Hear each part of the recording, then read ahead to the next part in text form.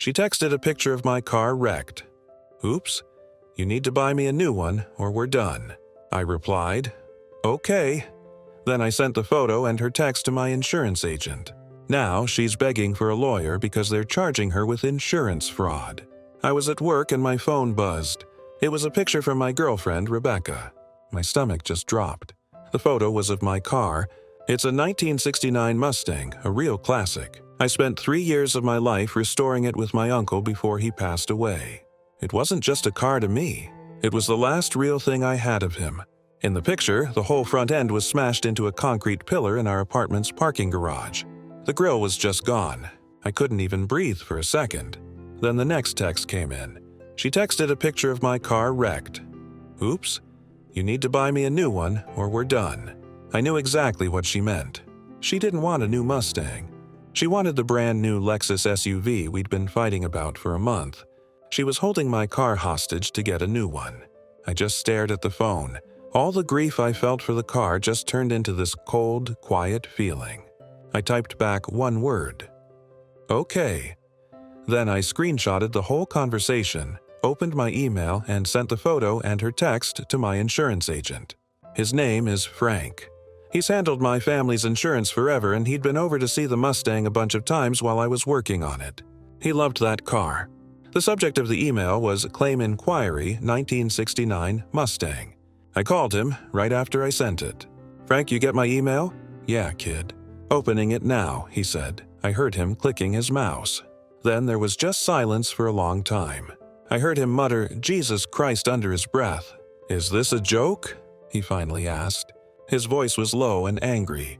"I wish it was Frank," I said. "It's in the garage, level P2, spot 47. She has a key. Must have done it today." Frank keyed. It was the sound of a guy who has seen way too much stupid stuff in his life. "All right, so here's the deal. I'm filing the claim, obviously, but this isn't going to be a normal claim because of that text message. This is going straight to our Special Investigations Unit, the SIU. These are the guys who handle fraud, arson, all the really bad stuff.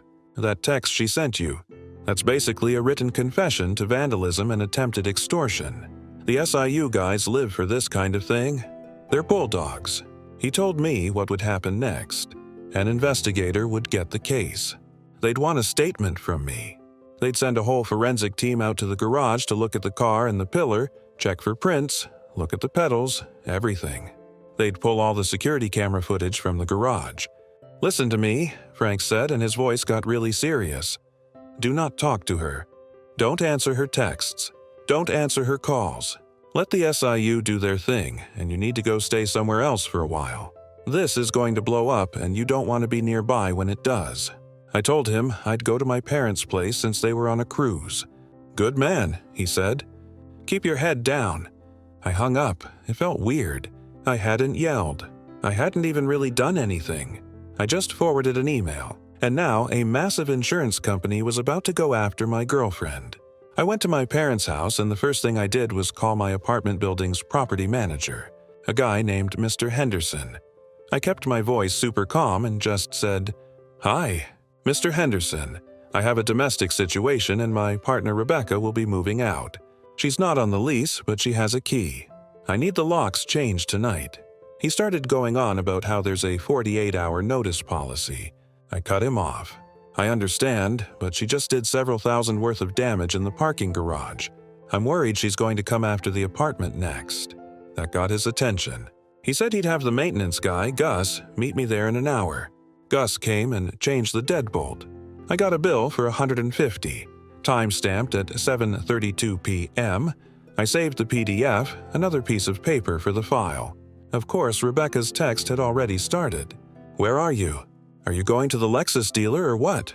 Answer me. I just put my phone on silent." I woke up the next morning to a bunch of missed calls and a screaming voicemail. "The key doesn't work." "What did you do?" "You can't kick me out." "I'll call the landlord." An hour later, Mr. Henderson called. He sounded super annoyed. "I just got an earful from a Miss Walsh.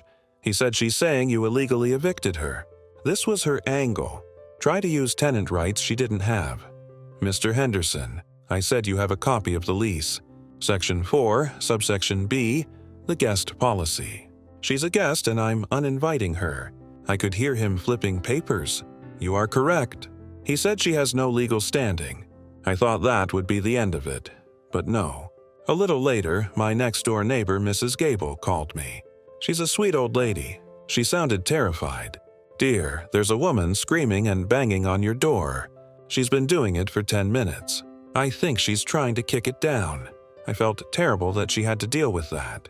I told her I was so sorry and that I would handle it. I called the building security and told them there was someone trying to break down my door. 10 minutes after that, Mr. Henderson called me again. He was pissed. She wouldn't leave. We had to call the cops to get her off the property. She's been formally trespassed. If she comes back, she'll be arrested. I'm emailing you the notice. A minute later, a PDF popped up in my inbox. A formal no trespass order. Her attempt to bully her way back in got her a police escort out. After she was banned from the building, she went for our friends. My buddy Liam texted me a screenshot from our group chat. The crew. Rebecca had posted the picture of the Mustang. "I'm so shaken up, you guys," she wrote. "Some maniac in a truck hit me in the garage and just took off. The car is totaled. I tried to call him, but he's ignoring me. I think he's just mad about the car. He totally abandoned me." Of course, her best friend Becca jumped right in. Gee, that's horrible. He's such a monster. He only ever cared about that stupid car. She was playing the victim, and it was working. I knew I couldn't just jump in and say, "Nah." So, I started a separate group chat with just Liam and 2 other close friends, Mark and Jen. I called it The Truth. All I did was post the screenshot I had taken of my phone, the one with the picture of the car and her text right under it. "Oops, you need to buy me a new one, or we're done." I added one sentence. It wasn't a hit and run, guys. It was blackmail. The replies came back instantly. "Holy crap, dude. That's actually insane." I knew she was crazy, but Becca and Rebecca weren't done. 2 days later, Liam sent me another screenshot. It was a GoFundMe page Becca made. Help Rebecca recover from traumatic hit and run. They were asking for $10,000 for therapy and moving costs. They were literally trying to make money off this. I didn't say a word to any of them. I just forwarded the link to the GoFundMe to Maria Sanchez, the SIU investigator. I'd given her my official statement that morning. She was super sharp. Her email back was short and sweet. "Thank you. This is now part of the investigation.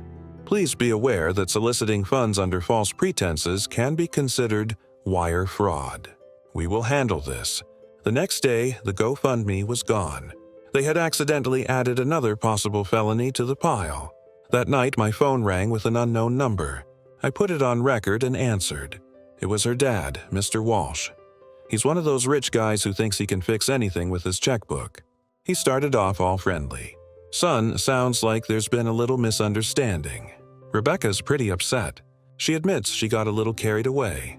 How about I cut you a check for the damages? Let's say 15 grand to make it go away." He really thought he could just buy me off.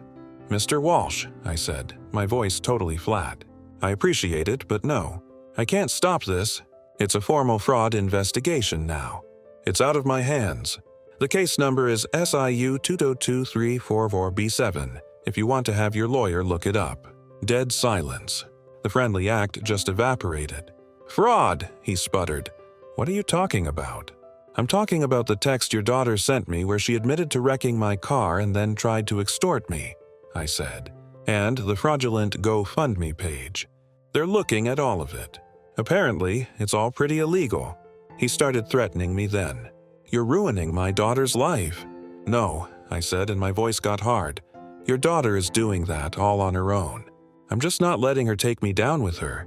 I've recorded this call. Don't call me again." I hung up. I really thought that had to be the end of it. She was cornered, exposed, and being investigated. I figured she'd just retreat and deal with the mess she'd made. I was wrong. Her final move was a direct attack on my career. About 2 weeks later, I was in a big video meeting at work.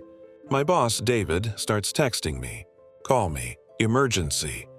I jumped off the call and dialed his number, my heart pounding. "There's a woman in the lobby," he said, his voice tight with stress. "Rebecca, she's screaming at the receptionist that you stole money from her and you've been stalking her. She's crying her eyes out. Security's coming, but it's a full-blown scene. My blood ran cold. I work at a small wealth management firm. Our clients are all high net worth individuals. Our reputation for stability and discretion is everything. A screaming woman in the lobby is the kind of thing that can get you fired. No questions asked. I drove to the office like a madman. By the time I got there, security had already removed her, but the damage was done. The entire office was silent and everyone was staring at me. I was called straight into the main conference room. My boss, David, was there along with our HR manager, Cynthia, and the firm's most senior partner, Mr. Abernathy. They looked like they were about to witness an execution. "Mine? Explain," Mr. Abernathy said. His voice was quiet, which was way scarier than if he'd been yelling. I took a deep breath. This was the moment I had been preparing for.